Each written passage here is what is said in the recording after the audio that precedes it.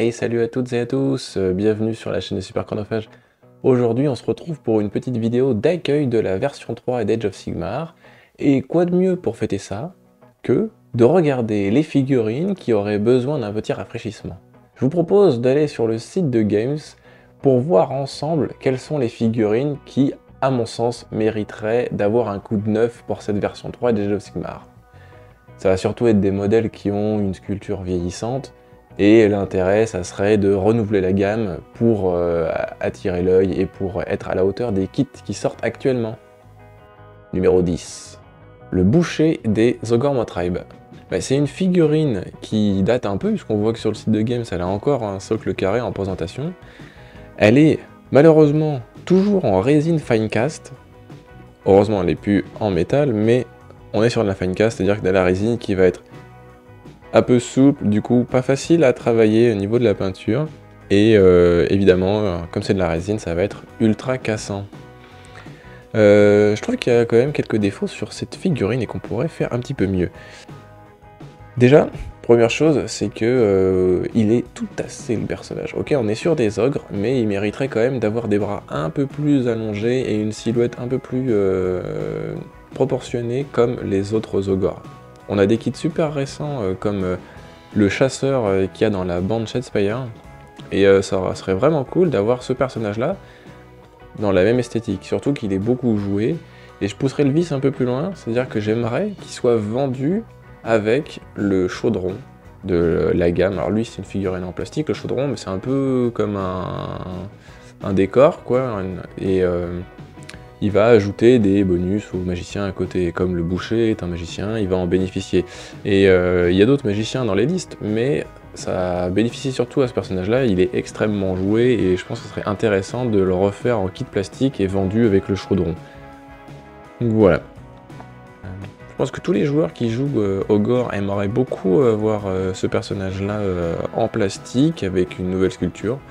Et quoi de mieux que de se battre sur les royaumes de Gur que d'avoir des factions de la destruction qui seraient un peu renouvelées, mais on va en voir d'autres dans très peu de temps. Numéro 9. Les Kroxigor des Séraphons. Figurine qui n'est absolument pas jouée, car le Warscroll est vraiment pas ouf. C'est des unités monstrueuses, un petit peu comme les Kurnos Hunter ou les Necropolis Stalker dans d'autres factions. Et donc c'est des grosses bébêtes piétons et qui sont censées frapper fort. Malheureusement leur Warscroll est pas fou et la sculpture commence à sérieusement dater. Elles sont malheureusement en résine et subissent les mêmes malus que les autres, c'est-à-dire que ça va être un petit peu chiant à monter parce que y a les moulages qui sont pas hyper propres, du coup il y a beaucoup de nettoyage à faire. Comme c'est extrêmement souple, ça va être dur de faire des brossages dessus, et il y aura toujours le problème du fait que c'est cassant. Et donc à réparer, c'est beaucoup plus compliqué parce que ça va pas se coller à la colle plastique qui va revenir agglomérer les parties. On va devoir utiliser de la super glue, et le problème c'est que la super glue, tout ce qui est collé à la super glue, c'est cassant aussi, donc ça ne réparera que peu la figurine, en tout cas ça sera pas suffisant. Revenons sur la sculpture. Alors, on est sur des proportions qui sont pas ouf. En même temps, vous verrez que les autres figurines de la gamme Séraphon sont pas mal vieillissantes aussi.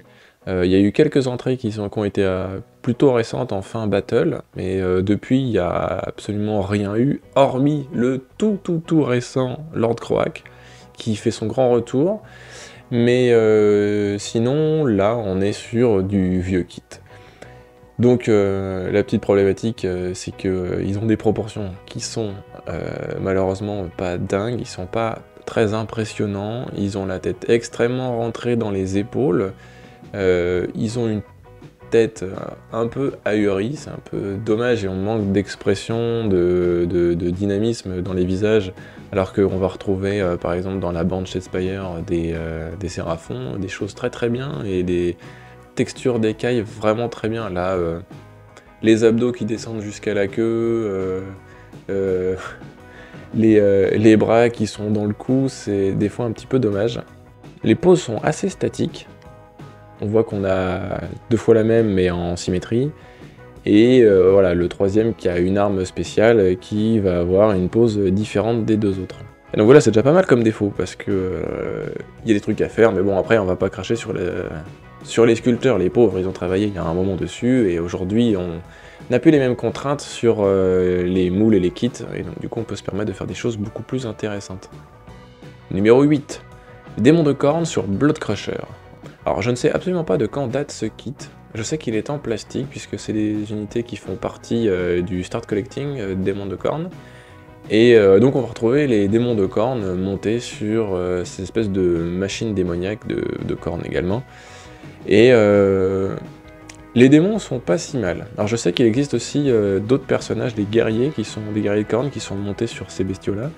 Mais c'est surtout la monture dont on va parler maintenant, puisque les démons sont pas si mal, ils ont des têtes différentes, donc du coup il y a moyen de faire des personnalisations au moins légères. Je les trouve un peu trop à poil à mon goût, étant donné qu'ils n'ont pas énormément de texture sur leur peau, bon, ça pourrait être un petit peu mieux, mais ils sont pas si mal.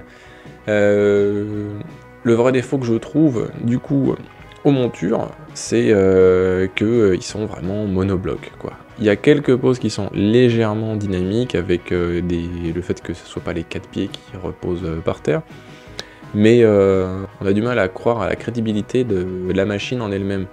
Les articulations ont l'air de dater de jouets basse qualité des années 90, c'est-à-dire qu'elles n'ont qu'un seul angle pour faire une rotation, il n'y a pas de pivot. Du coup on a du mal à croire qu'elles peuvent se déplacer. La bouche, j'imagine mal comment elle peut se fermer, espèce de poinçon a l'air de nous faire penser qu'elle peut pas se fermer plus que ce qu'elle est là. L'axe de la mâchoire est un peu bizarre. Et vraiment ces espèces d'épaulettes tambour, elles font vraiment penser que les jambes sont toutes droites, quoi. Elles accentuent le fait qu'ils soient monoblocs. Et la tête est en presque un seul bloc aussi, ça manque de mécanismes visibles pour arriver à rendre crédibles les mouvements que fait la monture. Et c'est vraiment dommage parce que c'est de la cavalerie démoniaque qui pourrait être vraiment stylée, impressionnante, et je trouve que c'est un kit qui vieillit quand même pas mal, mais il le fait pas bien. Donc je pense que ça mériterait d'avoir un petit retravail. Numéro 7. Les orques sauvages. Alors, je suis pas sûr d'exactement comment ça se présente en kit, mais je pense que c'est la même boîte pour 4 versions différentes. Enfin, on a des équipements et tout, et des accessoires différents suivant quelles unités sont censées être représentées sur la table. Alors c'est vrai que même quand on regarde sur le site, entre les Morboys et juste les Uruk sauvages, on a du mal à faire la différence comme ça sur le visuel. Et justement, c'est quelque chose qui est dommage avec ce kit, c'est que autant on peut adorer les orques et vraiment kiffer que ce soit des chasseurs de monstres, autant on le retrouve pas nécessairement sur les figurines. Alors c'est des bonnes splitters, ils ont des ossements comme décoration, ok, mais je trouve que c'est un peu basique. Ça me fait penser un petit peu aux Fire Slayer qui sont juste des nains en slip. Alors les Fire Slayer on les verra pas ici parce qu'ils ont des kits quand même plutôt récents, mais là clairement ils ont tous la même pose, ils ont les bras en l'air. Et le truc, c'est que, ouais, ils sont un peu à poil avec leurs armes en silex et leurs ossements. On dirait plus les orques préhistoriques, plus que les orques sauvages chasseurs de monstres. C'est dommage parce que sur les illustrations qu'on retrouve dans le Battle Tome, ils ont vraiment une pure tronche, ils pourraient avoir dompté des créatures. Ils ont juste quelques sangliers, je pense que c'est vraiment c'est l'héritage Battle qui se retrouve dans une faction Uruk. Et c'est dommage de pas travailler plus cette gamme-là pour en refaire quelque chose d'assez intéressant, qui serait maintenant un troisième pendant du Battle Tome Uruk. Puisqu'on a les héritiers des orques noirs, donc les orques extrêmement armurés, qui sont les Iron Joe. Maintenant on a les Cruel Boys, qui sont un peu les orques du Seigneur des Anneaux, et peut-être que ça mériterait d'avoir de vrais orques sauvages, peut-être avec quelque chose un peu chamanique, et pourquoi pas des montures avec beaucoup de behemoths, un petit peu à la manière des Beastclaw Raiders, et pourquoi pas retravailler des kits pour en faire une vraie faction. Voilà, on s'écarte un petit peu. En tout cas, je trouve que les volumes sont pas si mal sur les personnages, mais effectivement, ils sont un petit peu trop monoposes. Et il manque d'accessoires et donc d'identité. Donc c'est vraiment ce sujet d'identité que j'ai essayé d'étayer un petit peu plus que le reste. Donc je pense qu'il mériterait vraiment d'avoir un rework vraiment complet. Ce serait vraiment sympa qu'il le fasse pour les Uruk, mais je suis pas sûr du tout qu'il le fasse, étant donné que les nouveaux Kruleboyz sont sortis avec la boîte Dominion et qui vont sûrement être un des premiers Battletomes couverts dans cette V3. Je suis pas sûr qu'ils nous rajoutent des orques dans ce Battletome, alors qu'on a déjà une petite faction qui est toute nouvelle, et donc ça m'étonnerait qu'ils le fassent. Je pense qu'ils vont se concentrer peut-être sur Khorne ou autres, qui méritent aussi d'avoir un petit peu de rafraîchissement sur leur faction. Mais bon, ça c'est plus mes goûts qui parlent. Numéro 6. Le Vampire Lord sur Zombie Dragon. Alors, ça marche pour tout le kit en général, puisque on peut faire pas mal de choses avec ce kit. On peut faire le Vampire Lord sur Dragon Zombie, on peut faire le personnage nommé, on peut faire le Dragon Zombie tout seul, et on peut faire le Terrorgeist, qui est une chauve-souris zombie géante comme le dragon.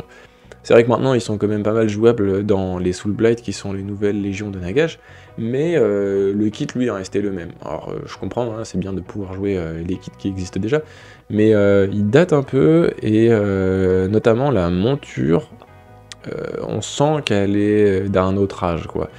On n'est pas sur des os travaillés comme on a eu dans toute la gamme Ossiark sortie il y a quelques années. Là, les os sont extrêmement ronds, ils sont pleins de rondeur, il n'y a pas du tout dans les articulations de réalisme, il y a peu d'ossements en fait pour arriver à montrer l'ossature de ce dragon.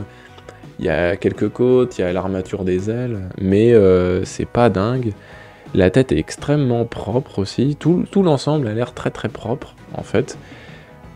Notamment quand on regarde la peinture, il fait très très propre. Bon après on pourrait le salir en peinture évidemment, mais c'est dommage de ne pas permettre par la sculpture de rendre plus crédible et plus zombie encore le concept du dragon, quoi. Surtout que bon, si on se réfère à la mythologie et même ce qu'on retrouve d'habitude chez Game Workshop, normalement ce sont les vouivres qui n'ont que 2 pattes postérieures et 2 ailes.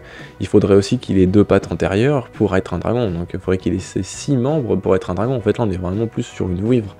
Et je suis étonné qu'on appelle ça un dragon. Mais bon, ça c'est une réflexion qui mériterait qu'on en parle un peu plus en live. Le cavalier, il est pas si mal.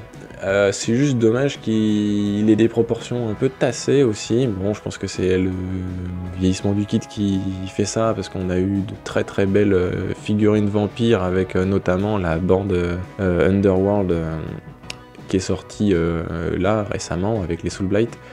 Et je pense qu'il mériterait quand même d'avoir une nouvelle armure qui soit un peu plus au goût du jour, même si elle était pas si mal. C'est vrai que la pose est quand même pas mal statique, et à ranger c'est une horreur, quoi. Imaginez-vous ranger ce personnage là avec sa lance bien vers le haut dans une mallette, c'est même pas la peine, quoi. Numéro 5. Les moines de la peste. Alors j'ai choisi chez les Skaven aussi pour faire continuer mon petit tour d'horizon, histoire que tout le monde soit servi dans la vidéo. On a vraiment l'impression de peindre 15 fois le même bonhomme. Alors oui, par exemple, dans des gammes très récentes comme les Luminettes, on a vraiment l'impression de peindre 30 fois le même bonhomme, mais le kit est ultra détaillé et c'est très agréable à peindre, donc bon. Après, c'est un régiment, donc on peut comprendre. Voilà. Là, ce sont des moines, on peut comprendre aussi qu'ils se ressemblent un petit peu tous, sauf que quand on regarde dans le détail du drapé, tout est très épais, les visages sont pas hyper détaillés. On voit même dans la qualité de la peinture que c'est moins permissif que peuvent l'être des kits très récents qui ont des volumes qui sont facile et agréable à travailler, puisqu'il suffirait de peu d'investissement pour que tout ressorte bien, alors que là, on sent bien qu'il faut un effort de peinture pour que cela ressorte, et c'est pas à la capacité de tout le monde. Donc c'est vraiment dommage, surtout que c'est une faction qui est assez emblématique dans l'univers de Warhammer, et notamment là, dernièrement, avec les jeux Vermintide, où les gens défoncent des Skaven par centaines. Ça serait cool de les voir revenir un peu sur le devant de la scène, au moins en termes de modélisme.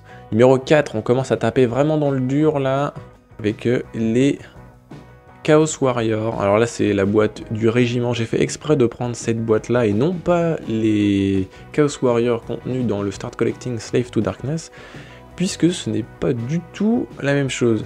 Là, on est sur un vieux kit. Alors, posons les bases tout de suite. Ici, ils sont vendus par 20. Dans le Startco, vous en avez 10. Donc c'est vraiment dommage de se dire que pour avoir un beau kit des guerriers du chaos, il faut forcément acheter le Startco avec donc un contenu supplémentaire et qui ne concerne pas forcément l'unité qu'on avait envie d'agrandir pour son armée. Parce que là, on est quand même sur un kit où ils souffrent du même problème que les orques sauvages, c'est-à-dire qu'ils vont avoir là les deux mains hyper symétriques l'une par rapport à l'autre, tendant chacune une arme ou une arme et un bouclier. Ils vont donc tous être pareils, ils sont très tassés, ils ont donc des proportions qui sont pas aussi réalistes que ce qu'on fait actuellement. C'est vraiment dommage, la bannière est pas folle, à part faire un freehand dessus, il n'y a vraiment rien à faire. Les casques sont très similaires, à part l'orientation des cornes et à la rigueur un petit peu la forme des cornes, il y a vraiment peu de changements.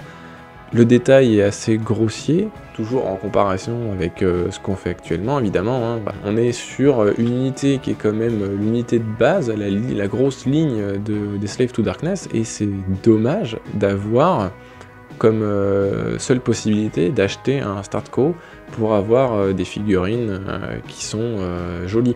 Alors je l'ai mis dans le top 4 parce que je trouve qu'ils sont vraiment pas ouf, mais aussi pour appuyer le fait que c'est quand même dingue qu'on puisse avoir une bonne unité, mais pas en nombre suffisant.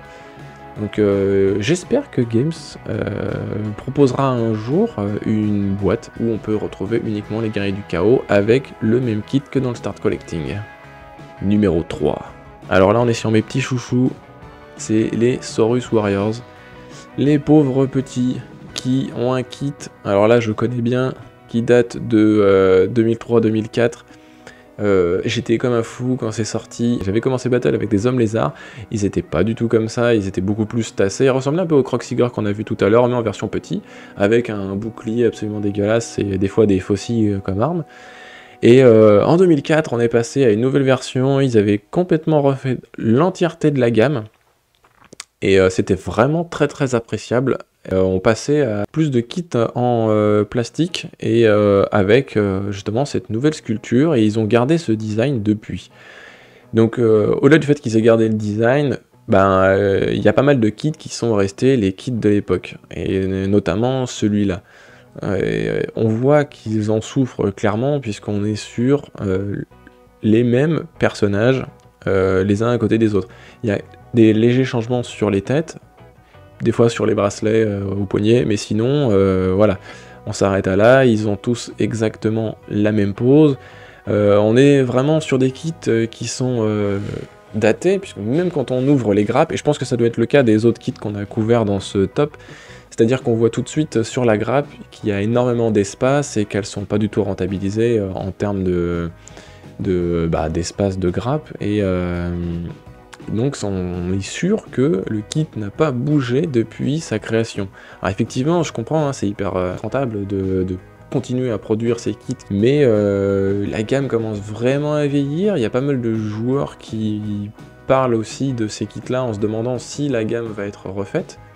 Ça vaut aussi pour d'autres factions, mais la question revient souvent sur les Séraphons, parce qu'ils ont un peu le cul entre deux chaises avec aussi des kits un peu plus récents en fin battle, Et là, bon, on a eu quand même une super bande Shadespire, enfin Warhammer Underworld, avec notamment un guerrier Saurus, et il est magnifique, il a une pose très dynamique, un niveau de détail dans les écailles qui est vraiment vraiment bien.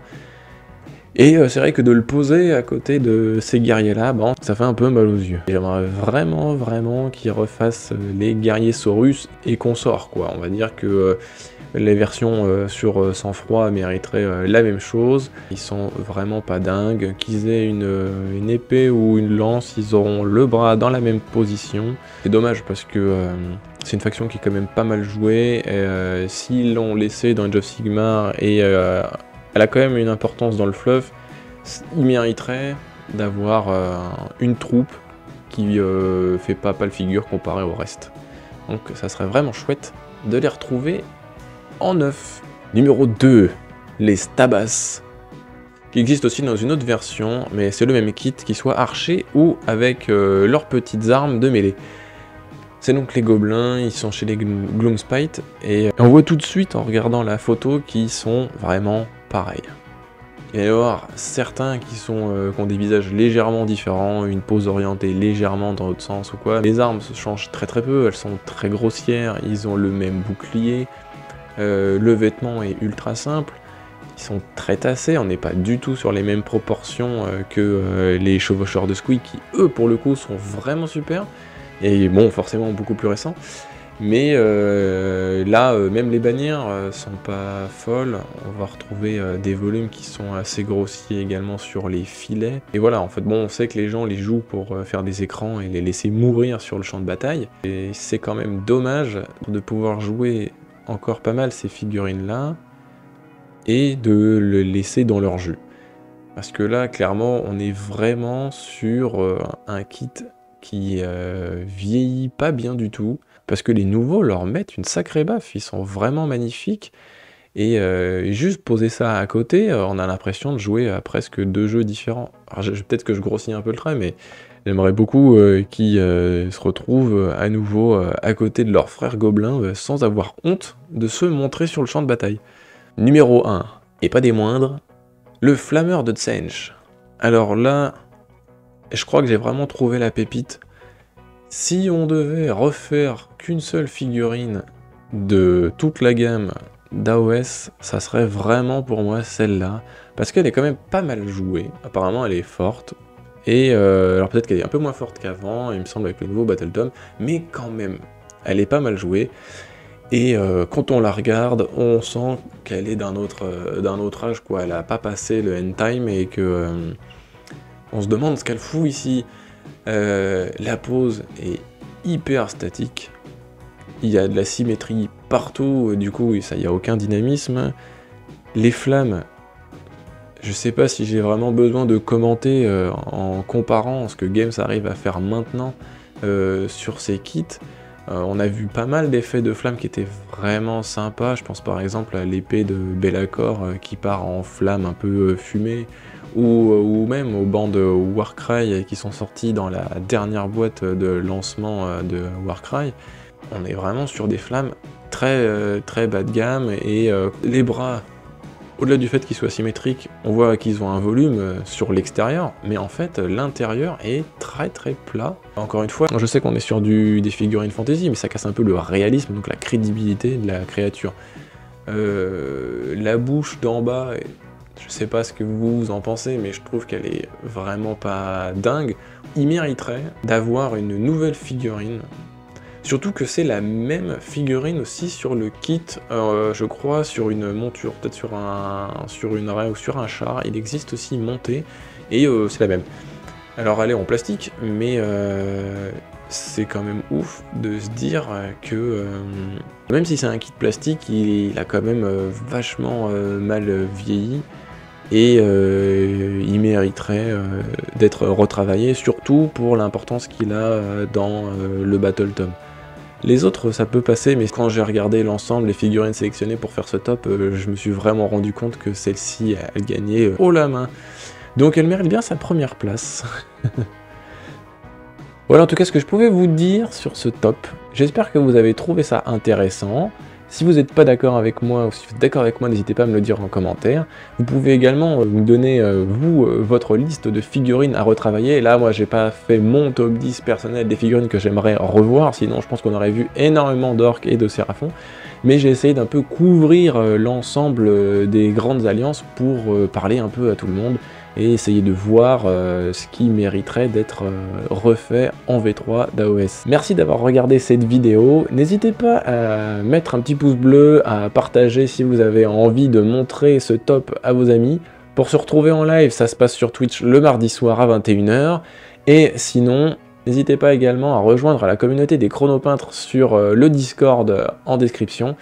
Les gens partagent leurs photos de figurines et on aime en parler. Voilà, c'est tout ce que j'avais à vous dire pour aujourd'hui. Merci d'avoir suivi tout ça. On se retrouve la prochaine fois.